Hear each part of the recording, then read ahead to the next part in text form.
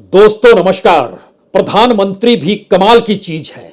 एक मुद्दे को उठाते हैं और समूचा देश उसमें उलझ जाता है। ना सिर्फ उलझता है बल्कि देखने और समझने लगता है कि अब वो कहां पर खड़ा है। राजनीतिक तौर पर नेताओं को लगता है अगर इस मुद्दे के आसरे सत्ता मिल गई तो वाह वाह, और नहीं मिली तो देखेंगे आने वाले वक्त में होगा क्या। इस देश के लोग भी सोचने लगते हैं अच्छा अब ऐसा होगा तो ऐसा होगा, तो कौन सा असर उन पर पड़ने वाला है। लेकिन यह कोई नहीं जानता है कि दरअसल जो ऐलान होते हैं उसके नीचे की जमीन है भी या नहीं है। सरकार के पास कोई डाटा है भी या नहीं है, या सरकार यूं ही ऐलान करके समूचे देश को उलझा देती है। महिला आरक्षण बिल हमारे सामने आकर खड़ा हो चला है, लेकिन क्या कोई वाकई बतला सकता है यह कब से लागू होगा, और लागू होगा तो कहां कहां कैसे किस रूप में लागू करने की प्रक्रिया क्या होगी। जी नहीं, हमने 2021 की जनगणना की ही नहीं है तो हमें पता ही नहीं है कि इस देश में कितने नागरिक हैं। हमें नहीं जानकारी है कि 18 वर्ष के ऊपर जो वोटरों की तादाद होती है वो हर कॉन्स्टिट्यूएंसी में कितनी बढ़ चुकी है। वो आंकड़ा धीरे धीरे निकलेगा जब चुनाव का ऐलान होगा। लेकिन सवाल तो सबसे बड़ा यह है कि अगर इस देश की जनसंख्या की जानकारी नहीं है तो इस देश में कल्याणकारी योजनाएं बनती कैसे है। कैसे सरकार को पता है कि कितने किसान छोटे हैं और कितने सीमांत किसान हैं। उनकी संख्या जो सरकार ने निर्धारित की जब जनगणना हुई नहीं तो वो जानकारी कहां चली गई। क्या वाकई सरकार जानती है इस देश के भीतर में कितनी महिलाएं दिहाड़ी में काम करती हैं, कितनी महिलाएं बिजनेस करती हैं, कितनी बड़ी तादाद में इस देश के भीतर में मजदूर काम करते हैं और उन मजदूरों में महिलाओं की कितनी तादाद है। क्या वाकई सरकार को पता है, या सिर्फ एक जुमला उछाल दिया गया कि हां अब यह होगा।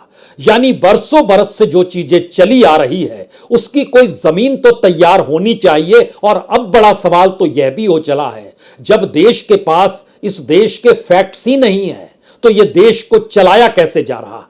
और जब जब जिक्र पिछड़ों का होता है, आर्थिक तौर पर गरीबों का होता है, जब दलितों का होता है, जब आदिवासियों का होता है, तो इनकी जनसंख्या क्या सरकार को पता है। 2011 में तकरीबन 121 करोड़ की जनसंख्या भारत में थी, लेकिन 2021 में क्या होगा, यानी 2011 के बाद 21 में क्या होगा कोई नहीं जानता है। लेकिन अब 2023 में खड़े हैं और यूनाइटेड नेशन कहता है कि भारत की जनसंख्या 142 करोड़ हो चुकी है। 142 करोड़ का मतलब यह है कि 21 करोड़ लोग 2011 के बाद से बढ़ चुके हैं। कौन से लोग बढ़े हैं? क्या वो हिंदू हैं, क्या मुसलमान हैं, क्या ओबीसी हैं, क्या दलित हैं, क्या आदिवासी हैं, क्या पुरुष हैं, क्या महिलाएं हैं? किसकी तादाद बढ़ी है और योजनाएं इस देश के भीतर में कैसे चलती है? तो क्या सब कुछ हवा में है? और उसी प्रक्रिया के भीतर महिला बिल भी सामने आकर खड़ा हो गया, जिसको लेकर तमाम आंकड़े बार बार परोसे जा रहे हैं कि हां अब तो ऐसा होगा कि जो शेड्यूल कास्ट के भीतर आरक्षण था जितनी सीटों को लेकर उसमें से 33% महिलाओं के लिए निकाल दीजिए। फिर कहा गया जो शेड्यूल ट्राइब है उसके भीतर से भी 33% निकाल दीजिए, बाकी जनरल कैटेगरी में होंगे। तभी शोर हुआ पार्लियामेंट के भीतर, नहीं नहीं पिछड़ों का भी तो आपको सोचना चाहिए, और पिछड़ों को लेकर और पिछड़ों की जनसंख्या कितनी है सरकार ने तो इस पर भी चुप्पी थाम ली। अलग अलग राज्यों ने कहा हम जनसंख्या कराएंगे और पता लगाएंगे इस देश में अदर बैकवर्ड क्लास कितनी है, लेकिन सरकार के पास कौन से फिगर हैं? क्योंकि जब आप उस दिशा में जाएंगे जहां पर पार्लियामेंट के भीतर हर तीसरा जीता हुआ सांसद कोई महिला होगी, यह स्थिति कब आएगी कोई नहीं जानता है। क्योंकि जनगणना जब तक होगी नहीं, जनगणना के बाद अलग अलग कॉन्स्टिट्यूएंसी के वोटरों की संख्या जब तक पूरे तरीके से सामने आएगी नहीं, तो पैमाना क्या होगा और परिसीमन तय कैसे होगा। जब कुछ भी नहीं है तो आज किन बातों का कैसे जिक्र किया जाए? क्या इस बात का जिक्र किया जाए कि जो डाटा इस देश के सामने है और जो डाटा इस दौर में छुपा लिया गया, और जिस डाटा के आश्रय सरकार सोचती है और इस देश की हकीकत जिस डाटा को देखती है, कहां पर आज आप खड़ा होना चाहेंगे? हमारी टीम ने बड़ी मेहनत करके बहुत सारी चीजों को अलग अलग माध्यमों से चीजों को परखा और निकाला। उन्होंने एक बात बहुत साफ तौर पर टीम ने कही कि देखिए हम जिस डाटा को आपको दे रहे हैं उस डाटा के जरिए इस देश के भीतर में जो तमाम इंस्टीट्यूशंस काम करते हैं उनके जो अपने फैक्ट्स एंड फिगर होते हैं उसके आधार पर यह चीजें आपको दी जा रही हैं। तो हमें लगता है महिला आरक्षण से पहले इस बात को सिर्फ समझ लीजिए कि इस देश के भीतर में कितनी महिलाएं हैं जो काम करती हैं, इस देश के भीतर में कितनी महिलाएं हैं जिनकी परिस्थिति इस देश में इतनी नाजुक इस दौर में हो गई कि उनको लेकर रास्ता निकलेगा क्या। तो ऐसे में चुनावों के मद्देनजर क्या यह महिला आरक्षण का मुद्दा एक झटके में नई पार्लियामेंट के साथ यह कहकर उछाल दिया गया अब ऐतिहासिक फैसले लेंगे। जब जब पार्लियामेंट के भीतर महिला आरक्षण का जिक्र हुआ है तब तब की राजनीति को अगर याद कीजिएगा तो बीते 30 वर्षों से आप उस राजनीति से सिर्फ धोखा खाएंगे। हम ये नहीं कह रहे हैं कि मौजूदा वक्त में आपको धोखा लग गया, लेकिन जरा इस देश के फैक्ट्स को पहले समझ लीजिए। यह इसलिए समझना जरूरी है तब आप उस हकीकत की जमीन पर खड़े हो पाएंगे। हिंदुस्तान के भीतर आज की तारीख में तकरीबन 95 करोड़ वोटर हैं, जो इलेक्शन कमीशन का डाटा कहता है। उस 95 करोड़ में से 46 करोड़ वोटर महिलाएं हैं। उस महिलाओं के लिए जो इस देश में काम की सुविधा है, चाहे वो बिजनेस हो, चाहे सैलरी क्लास में आती हो, चाहे किसानी करती हो, चाहे दिहाड़ी करती हो, CMIE ने एक डाटा निकाला कि इस देश के भीतर में मजदूर और कामगारों का हाल क्या है। 95 करोड़ वोटरों में से इस देश में एम्प्लॉयमेंट जो है वो 50% को भी दे पाने की स्थिति में सरकार नहीं है। आप कहेंगे 18 बरस का लड़का कहां काम करता है।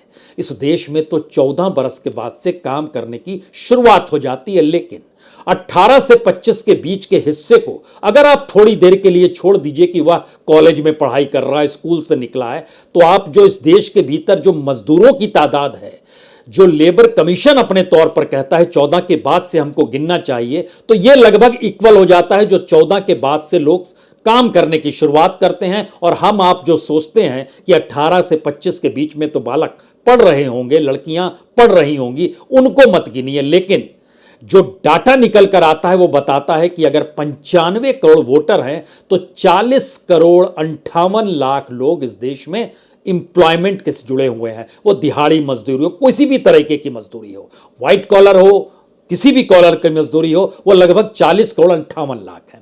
इसमें से महिलाएं कितनी हैं? हैरत करने वाली स्थिति है कि जो महिलाओं की संख्या जो काम करती हैं वो सिर्फ 3 करोड़ 82 लाख है। अब 3 करोड़ 82 लाख में से सबसे ज्यादा दिहाड़ी मजदूरी करने वाली महिलाएं हैं, जिनकी संख्या 1 करोड़ 85 लाख है। यानी तकरीबन यह 45% दिहाड़ी मजदूरी है। जो किसानी करती हैं उनकी संख्या लगभग 69 लाख है। जो सैलरी पाती हैं अलग अलग जगहों पर उनकी संख्या लगभग 89 लाख है। और जो बिजनेस से जुड़ी हुई है उनकी संख्या लगभग 38 लाख है। पुरुषों का मत पूछिए, पुरुषों का वर्चस्व है। तकरीबन 36 करोड़ 77 लाख पुरुषों इस देश के भीतर में काम करते और महिलाएं सिर्फ 3 करोड़ 82 लाख। यह बात अब यहीं से शुरू होती है। और इस बात का जिक्र इसलिए भी जरूरी है करना क्योंकि पार्लियामेंट के भीतर महिलाओं को लेकर जो सवाल उठ रहे हैं, कितनी बड़ी तादाद में महिलाएं आएंगी, उसके बाद इस देश के भीतर की स्थिति शानदार तरीके से चलेंगी। लेकिन आएंगी कब और चलेगी कब? मौजूदा सच तो पार्लियामेंट का यह है कि हर तीसरा शख्स वहां पर जो बैठा है, तीसरा भी मत कहिए, दूसरा भी आप कह सकते हैं, क्योंकि 200 लगभग 22 से ज्यादा सांसदों के ऊपर कुछ कुछ ऐसे आरोप लगे हैं जो बहुत संगीन भी है। यानी दागी सांसदों की तादाद हर दूसरे उम्मीदवार के तौर पर है। यह अच्छी बात होगी कि महिलाएं पार्लियामेंट में आएंगी तो उन पर कम से कम उन्होंने कोई अपराध तो नहीं किया होगा और उनकी तादाद इस रूप में तो नहीं होगी कि वह दागी हैं। तो जाहिर तौर पर एक उत्साह का वक्त है, अच्छी बात है। लेकिन यह लागू होगा कब से? सरकार ने तो हवा में उछाल दिया। और उसके भीतर का सच अब यह है कि हर तीसरी सदस्य पार्लियामेंट के भीतर जो आधी आबादी है उसको आ जाना चाहिए। और इसके लिए नियम कायदे भी सरकार ने बतला दिए। कहे कि दरअसल अब महिला आरक्षण जो लागू हो रहा है उसमें यह रोटेशन पर होगा, 15 बरस के लिए होगा। SC और ST के मातहत जो भी अभी तक रिजर्वेशन है उसमें भी 33% होगा। उसका अगर हिसाब लगाइएगा तो जो 84 सीट शेड्यूल कास्ट की रिजर्व है उसमें से आप 28 सीट निकाल दीजिए, वो महिलाओं के लिए हो गई। इसी तरीके से जो शेड्यूल ट्राइब की 47 सीटें हैं उसमें से 15 सीट निकाल दीजिए। अब जब आप इसको निकाल चुके होंगे तो आपके जहन में आएगा बाकी कितनी बची और बाकी बचती हैं, इसमें मिला के 138 सीट ऐसी होगी जो जनरल कैटेगरी की होगी। आप कहेंगे कुछ भी हो रहा है लेकिन शानदार है, हम भी कह रहे हैं शानदार है, लेकिन लागू होगा कब? जनसंख्या पता नहीं है, परिसीमन की जानकारी नहीं है। हम इन बात का जिक्र इसलिए भी कर रहे हैं, इसको एक क्षण के लिए भी ऐसे भी समझिए, इस देश के भीतर में हमारी टीम ने निकाल के दिया कि आप इसका जिक्र जरूर करें कि मल्काजगिरी जो है सबसे बड़ी लोकसभा की कॉन्स्टिट्यूंसी है। 2014 में यहां के वोटरों की तादाद थी 29,53,000। 2019 में यह बढ़कर 31,50,000 हो गए और आज की तारीख में वहां पर 33,75,000 है। अब जरा सोचिए, 33,75,000 लोग एक सांसद को चुनते हैं और इस देश के भीतर की जो सबसे छोटी कॉन्स्टिट्यूंसी है वो लक्षद्वीप की है, जहां पर आज की तारीख में लगभग 50,000 वोटर एक को चुनते हैं, एक पार्लियामेंट्री को चुनते हैं। तो जब आप डीलिमिटेशन की तरफ बढ़ेंगे और जब आप परिसीमन की तरफ बढ़ेंगे, उससे पहले आपको जानकारी हर दिशा में होनी चाहिए। इसीलिए हमने कहा कि 2011 की जनसंख्या कहती है कि 121,08,54,977 जनसंख्या थी। यूनाइटेड नेशन 2023 के अगस्त के महीने तक की जानकारी देता है कि भारत में 142,86,27,663 जनसंख्या हो चुकी है, यानी 21,77,72,686 इस देश की जनसंख्या बढ़ चुकी है। एक क्षण के लिए सोचिए, जब पहली बार 1931 में जनगणना हुई थी उस समय भारत की जनसंख्या तकरीबन 28 करोड़ थी, यानी एक उस वक्त का भारत इस दौर में बीते 10 बरस से ज्यादा में बढ़ चुका है। 12 बरस 13 बरस होने को आ रहे हैं, बढ़ चुका है, बेस है नहीं। और शायद इसीलिए हमने आपसे एक सवाल और किया था, यह देश चल कैसे रहा है? किसे पता है कि इस देश में गरीब कल्याण योजना के तहत 80 करोड़ लोगों को जो अनाज बांटा जाता है उनकी संख्या क्या 80 करोड़ ही है और उसके मातहत क्या 100 करोड़ वो पार नहीं कर गए हैं? क्या वाकई सरकार दावे के साथ कह सकती है कि छोटे और सीमांत किसानों की संख्या इस देश के भीतर में 9 करोड़ ही है? इस दौर में तो किसानों की जमीन और खत्म हुई, जो छोटे और सीमांत किसान थे उनकी तादाद और बढ़ी। और इसकी एक रूपरेखा मनरेगा में नजर आती है। मनरेगा के भीतर जितनी बड़ी तादाद में जो किसान छोटे थे वो मजदूरी के लिए पहुंच गए, वो राज्यवार डाटा जब हमारी टीम ने जुगाड़ना शुरू किया तो पता चला कि लगभग उसमें 17% लोगों का इजाफा इस तरीके से हुआ है जो कल तक छोटे और सीमांत किसान माने जाते थे, अब वो मजदूरी में तब्दील हो गए हैं। तो हमें जानकारी नहीं है इस देश की सामाजिक परिस्थितियों की और उस आकलन को हम आर्थिक तौर पर बता पाने की स्थिति में नहीं है, लेकिन हमने इस पार्लियामेंट को लेकर एक आवाज उठाई है कि महिलाओं की भागीदारी होनी चाहिए। वो भागीदारी होनी चाहिए, उसके लिए जमीनी काम हम नहीं करेंगे, हमने उस पर रोक लगा रखी है। और जब नहीं करेंगे तो उसको इंप्लीमेंट कौन करेगा? हर पार्लियामेंट के भीतर जिक्र तो राजीव गांधी से आज किया गया और बताया गया राजीव गांधी के काल में, फिर बताया गया इंदिरा गांधी के दौर में, फिर बताया गया नेहरू के वक्त में भी सोचा जाता था, फिर कहा गया उसके बाद बहुत चीजें डेवलप होती चले गई, अटल बिहारी वाजपेयी के दौर में हुआ, मनमोहन सिंह का काल भी आ गया। लेकिन ईश्वर ने मौजूदा प्रधानमंत्री को भेजा है कि आपको अच्छे काम इस दौर में करने हैं। खुद प्रधानमंत्री ने खुले तौर पर इसका जिक्र भी कर दिया। लेकिन फिर वही सवाल है, वैज्ञानिक तरीके से चीजों को परखिए तो इन चीजों का इंप्लीमेंट तुरंत होना चाहिए। 8 महीने का वक्त है, इस 8 महीने में जो जनगणना इस देश की है वो सामने आनी चाहिए। फास्ट ट्रैक में परिसीमन तय होना चाहिए। इस 8 महीने के भीतर परिसीमन तय करके, क्योंकि इंडिकेशंस यही थे, जहां जहां 18 से 20 लाख से ज्यादा के वोटरों की मौजूदगी है उस कॉन्स्टिट्यूंसी को 2 हिस्सों में बांट दिया जाए। और उसका जब हिस्सा निकाला गया तो इस देश के भीतर में 180 के लगभग ऐसी कॉन्स्टिट्यूंसीज हैं लोकसभा की जहां पे 18 लाख से ज्यादा वोटर हैं, यानी अब वो एक के बदले 2 सदस्य चुन लें। इस बात का जिक्र किया गया। आबादी के आधार पर अगर देखिएगा, जिसके दायरे में सबसे ज्यादा उत्तर प्रदेश की कॉन्स्टिट्यूंसी आती है, दूसरे नंबर पर राजस्थान की कॉन्स्टिट्यूंसी आती है, तीसरे नंबर पर गुजरात, चौथे नंबर पर मध्य प्रदेश, पांचवें नंबर पर बिहार, छठे नंबर पर हिमाचल प्रदेश। और महिला आरक्षण जो लागू करने का जिक्र है, इसको लेकर कमोवेश पूरे इंडिया ने, जो विपक्ष की दिशा में सबकी सहमति थी, उसमें खुले तौर पर समाजवादी पार्टी और आरजेडी नहीं कह पाई, क्योंकि इससे पहले लालू यादव, शरद यादव, मुलायम सिंह यादव ने विरोध किया था और इस बात का जिक्र करते थे कि अब इसमें शहरी महिलाएं ज्यादा आ जाएंगी, ग्रामीण महिलाएं नहीं आएंगी। इसका उन्होंने वजह बताई थी कि वह उस रूप में वो बहुत अंतर्मुखी होती हैं, वो बोल नहीं पाती और चुनाव के मैदान में कूदने के लिए आपको बहुत वोकल होना पड़ता है, आपको खूब बोलना पड़ता है, समझ होनी चाहिए। तो इसीलिए पंचायत स्तर पे वो चलेगा जहां पे पति ही पत्नी के जरिए लड़ने लगा और पत्नी सिर्फ ठप्पा लगाने के काम में लाई जाने लगी। यह परिस्थिति तमाम जगहों पर अलग अलग तरीके से नजर भी आई। लेकिन क्या पार्लियामेंट के भीतर इन चीजों को लेकर अब जो सवाल उठ रहे हैं, उसमें चाहे कांग्रेस हो, चाहे केसीआर की पार्टी हो, चाहे आम आदमी पार्टी हो, अकाली दल हो, पीडीपी हो, टीएमसी हो, जेडीयू हो, एनसीपी हो, सीपीआई हो, आरएलडी हो, नेशनल कॉन्फ्रेंस हो, इन पार्टियों का नाम इसलिए भी ले रहे हैं क्योंकि मार्च के महीने में दिल्ली में एक रैली बुलाई थी टीआरएस ने। उस समय केसीआर की बेटी के कविता उसकी अगुवाई कर रही थी और ये तमाम पॉलिटिकल पार्टीज के नुमाइंदे वहां पहुंचे थे। कांग्रेस नहीं पहुंची थी। कांग्रेस का कहना था इस मुद्दे को तो हम पहले से उठाते चले आ रहे हैं। लेकिन एक क्षण के लिए सोचिए, जब हमने इस बात का आपसे जिक्र किया कि आबादी के आधार पर टॉप में यूपी नंबर 1 पे है। अब यूपी की जो जनसंख्या थी वह 19 करोड़ हुआ करती थी 2014 में, और उसके बाद अब की स्थिति बढ़ते बढ़ते ये 23-24 करोड़ पहुंच चुकी है। कहां पर लोग बढ़े हैं, किस कॉन्स्टिट्यूंसी में बढ़े हैं, कोई आकलन किया जाएगा ना। और कॉन्स्टिट्यूंसी वाइज जब चीजें परखी जाएंगी और उसके बाद जब परिसीमन टीम बनाई जाएगी तो उसके पास भी एक बेस होना चाहिए।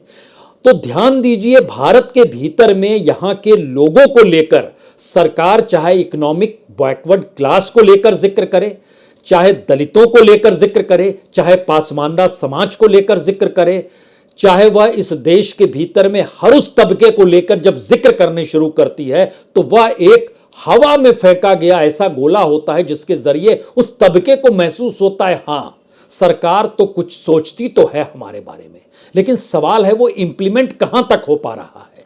क्योंकि जो हमारी टीम ने निकाल कर दिया उसमें बताया कि जो किसान सम्मान निधि का दायरा है उसमें एक बात तो निकल कर आई कि जो भी अलग अलग जो 4-4 महीने में 2-2 हजार रुपए दिए जाते हैं वो वेरी करते हैं हर 4 महीने के बाद, सबको नहीं मिलता है। दूसरी बात, एवरेज निकालिएगा तो वो तकरीबन 45 से 62% के बीच ही रेंगते रहता है।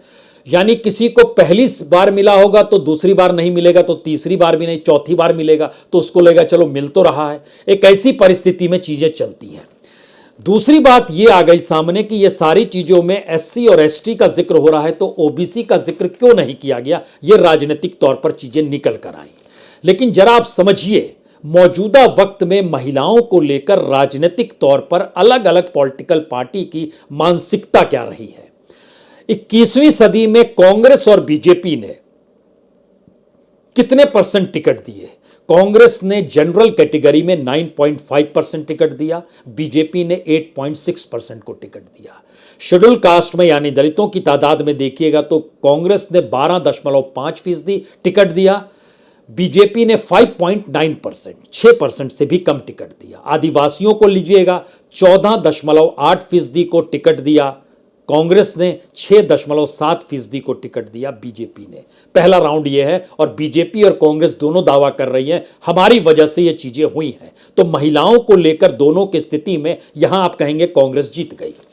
लेकिन दोबारा लौटिए, लोकसभा के भीतर फिलहाल 15% महिलाएं हैं, 78 उनकी तादाद है। राज्यसभा में तकरीबन और कम है, 13% है, 31 महिलाएं हैं। लेकिन इस देश के विधानसभाओं के भीतर चले जाइएगा तो 10% से कम महिलाएं आंध्र प्रदेश में, गुजरात में, कर्नाटक में, मध्य प्रदेश में, महाराष्ट्र में, उड़ीसा में, तमिलनाडु में, तेलंगाना में, असम में, गोवा में, केरल में, हिमाचल में और तमाम नॉर्थ ईस्ट के राज्यों में 10% से भी कम महिलाएं विधानसभा पहुंची है। मैक्सिमम पहुंची हैं तो छत्तीसगढ़ में परसेंटेज कितना है? 14.4%। बंगाल दूसरे नंबर पर 13.7%, झारखंड तीसरे नंबर पर 12.35%, दिल्ली, बिहार, हरियाणा, पंजाब, राजस्थान, उत्तराखंड, उत्तर प्रदेश 10 से 12% के बीच में डोलते रहते हैं। अब यहां पर जो आखिरी सबसे बड़ा सवाल है, अगर सरकार ने बेस तैयार किया ही नहीं है तो इस बात का जिक्र इस दौर में क्यों किया गया? जाहिर है सरकार का रिसर्च अब बताने लगा है कि जिस देश के भीतर में महिलाओं को 1,000 रुपए पंजाब में दिए गए और आम आदमी पार्टी आ गई, कर्नाटक के भीतर 2,000 रुपए देने का वादा किया गया और कांग्रेस जीत गई, बिहार में लड़कियों को साइकिल बांटी गई, नीतीश कुमार को कोई डिगा नहीं पाया, और अब मध्य प्रदेश के भीतर 2,500 रुपए देंगे, इसका जिक्र कांग्रेस कर रही है। तो एक बात साफ आ गई कि महिलाएं, इनको आप अलग अलग तरीके से बांट नहीं सकते हैं। महिलाओं की अपनी राजनीतिक ताकत और महिलाओं की अपनी सामाजिक आर्थिक परिस्थितियां, दोनों कमोवेश किसी भी समाज विशेष के बीच में कोई बहुत अलग नहीं है। और इस पूरे तबके को अगर लुभाना है तो कहीं ना कहीं इस बात का जिक्र करना होगा कि हां, हम इस रूप में अब महिलाओं के हक में आकर खड़े हो गए हैं। यह ठीक वैसे ही है जैसे इस देश में आरक्षण का जिक्र होता है, लेकिन सरकार ने इस देश के भीतर में जो सरकारी नौकरियां होती थी उसको खत्म कर दिया। प्राइवेट सेक्टर में आरक्षण दे पाने की दिशा में सरकार बढ़ नहीं पाती है। तो इस देश के भीतर में नौकरियां नहीं हैं, लेकिन आरक्षण की व्यवस्था हम करेंगे, और जो जिंदगी की जरा से भी सुविधाएं मिल जाएं किसी भी रूप में, चाहे वो एडमिशन को लेकर हो, चाहे एक प्रधानमंत्री आवास योजना में घर मिलने को लेकर हो, हर छोटी से छोटी चीज को राजनीतिक तौर पर ही आपको मिलेगा, यानी आपका कोई हक नहीं है। सरकार अपनी जेब से कुछ नहीं देती है जो सब्सिडी दे रही है और वेलफेयर योजना का ऐलान कर रही है। सरकार अपने वोट बैंक की मानसिकता से इस देश को उस मानसिकता में कन्वर्ट कर देती है जहां पर वोटरों को लगने लगे सरकार ये हमारी है क्योंकि हमको देती है। यह देश का पैसा है, यह देश के संसाधनों की लूट से निकला हुआ पैसा है। यह इस देश के संविधान के मातहत जो बड़े तबके को एक बराबर लाने की सोच थी उसको खारिज करके कॉरपोरेट के हाथ में इस देश की संपत्ति को सौंपकर उस कॉरपोरेट से चंद हाथों में पैसा बटोरने वाला पैसा है। यानी जो इस देश में संविधान कहता है कि यह आपका हक है, उस हक को राजनीतिक दलों ने कहा हम दे रहे हैं, और इसी की होड़ में इस पूरे देश को लाकर खड़ा कर दिया गया। और इसी दायरे में महिला आरक्षण को कहीं लाकर खड़ा तो नहीं कर दिया गया है, क्योंकि कोई तारीख नहीं, कोई आधार नहीं। और शायद इसीलिए हमने आपसे शुरू में कहा था, इस देश को चलाने वाले क्या वाकई संविधान पढ़ते हैं? कभी इन्होंने संविधान पढ़ा है? उसमें जिंदगी जीना ही नहीं, यहां तक कि पर्यावरण में जो प्रदूषण है उसको भी लेकर हक का जिक्र किया गया है। रोजगार तो बहुत शानदार है, पहले से ही है, अभिव्यक्ति की आजादी का भी जिक्र है, लेकिन जीने की न्यूनतम से न्यूनतम जरूरतों का जिक्र भारत के संविधान के भीतर है, जिस संविधान को दफन करके राजनीतिक तौर पर राजनीतिक दल अपना मैनिफेस्टो जो हर 5 बरस में जारी करते हैं और बताते हैं कि हमको चुन लीजिएगा तो हम आपको यह देंगे। यह देने वाला एस्पेक्ट संविधान में दर्ज है, यह आपको देना ही है। तो किस मानसिकता के तहत भारत की राजनीति रेंगती है? और अब संविधान पढ़ा हो या ना पढ़ा हो, लेकिन जिस संविधान सभा ने संविधान को बनाया, उसी संविधान सभा के नाम पर हमारी पुरानी पार्लियामेंट की इमारत अब सामने खड़ी है। मौका मिले तो घूम आइए, समझ लीजिए, और मौका मिले तो चले जाइए पार्लियामेंट एनेक्सी में और वहां जाकर पढ़ लीजिए उस पार्लियामेंट में अपने हक और अधिकारों का जिक्र, और एक क्षण के लिए पॉलिटिकल पार्टी के पॉलिटिकल मैनिफेस्टो को निकालिए और जरा समझने की कोशिश कीजिए जो हमारे और आपकी अधिकार हैं, उस अधिकार को देने की एवज में यह लोग चाहते हैं कि इन्हें चुनाव जिताया जाए। बहुत बहुत शुक्रिया, बहुत बहुत शुक्रिया।